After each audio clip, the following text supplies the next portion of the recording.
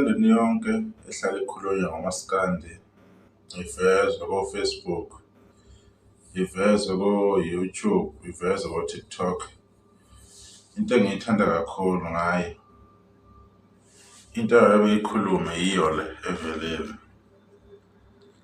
awele ukuthi isidalo.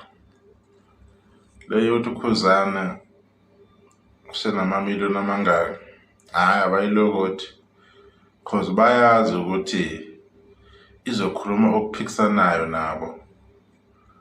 Awuthi uya-check-a nje iy'tshela ukuthi kanjani, injani ogodo umjolo lo avele ngamnika kusanda kufika ethi angihlali ney'ngane ena-less than 3 months, Sipoke Singafi neMbongolo nayo.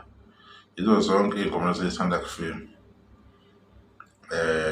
Iy'ndaba zomjolo, umqhele nethawula, abayithi vule, ababatsheli abantu ngoba manje usuke ibe kahle uKhuzani. Siyasibona kukhwela amamiliyoni kwamanye amapheji komaskandi, hhayi le abayithinta ngoba manje usuke manje ingavezi lento abafuna ukuthi ibe uKhuzani. Le abayithinta isidalo, umuntu onengane, ikhaya lami, mayakayaka, siqhomqomi, mali yendoda, xhalakathi, isilingo, ebunzimeni.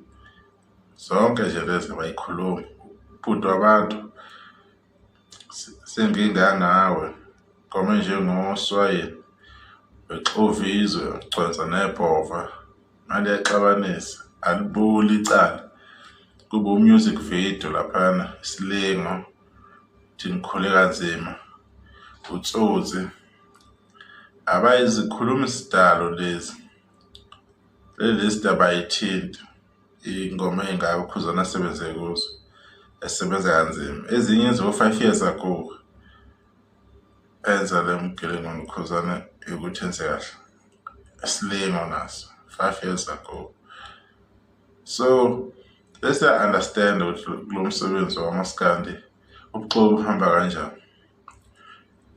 4 years ago Sipoke Singafi, 3 years ago avele ngamnika. Bebekuphi abantu abanye uKhuzani enza yonke lento ngoba sekuzoveza uphisi nje womlando.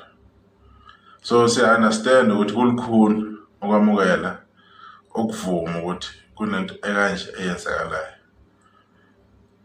Le achievement kaKhuzani akukho abantu abazokwenza ukuthi take away from yena, mhlawumbe bezama ukumbheca, bekhuluma lamamiliyoni abakhuluma ngawo, cause lapha kwagoqa akustikho entweni eyodwa. Zonke izingoma zinikwa i-fair share, zonke izingoma zidlalwa ngendlela eyiyona yona. Abanalo ihaba lokuthi manje benamathele entweni eyodwa kakhulu, abakwenzi lokho.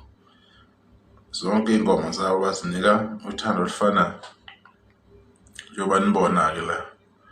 So into akuze uyizwe-ke le ikhulunywa noma yikuphi, angeke noma uthi uyahamba uyalelisisa ukuthi uyafola ukuze ukuthi hayi kukhulunywa ngalento. Indaba engathintwa sidalo le ukuthi uKhuzani usesebenze kangaka. Iy'ngoma ezu-24 zonke zinamamiliyoni, music video 3 unamamiliyoni awo, zenza u-27 wey'ngoma eseyinamamiliyoni noma ngaphezulu. Kungenzeka mhlawumbe khona yisele, kodwa okusobala obvious yikho khona lokho. So abantu bangatatazeliswa ama-post abawabonayo, lokhu bawashare, mhlawumbe bezama ukubhuqa uKhuzani, bezama ukuthi beveze okubi. Kumanje abakhuluma noma beqhathisa ama-album aphumile, abakhulumi ngale angihlali nezingane, bekhulume neMbongolo, bekhulume nangale ethi ebunzimeni. Abakuvezi lokho, baveza nje le angihlali ney'ngane. Naleyo ngoma eyodwa ephushwa ngale kwambangi, iyona sekuyoqhutshwa ngayo. Abakubali ukuthi angihlali nezingane no-3.2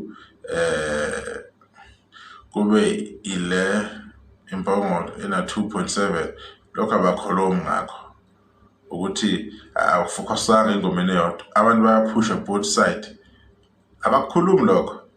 Abanye khani befika ko-2 million, not ko-2 million. Abanye enye ingoma khani i-reacha imiliyoni lesibili. eyodwa ingoma inamiliyoni awu-2 or 3 million, kodwa ahlala isikhathi ukuthi ithole imiliyoni lesibili. Lokho abakuvezi ukuthi uKhuzwayo ukwenze so simple and siyoshaya i-3 million nale mpokolo, lokho abakukhulumi.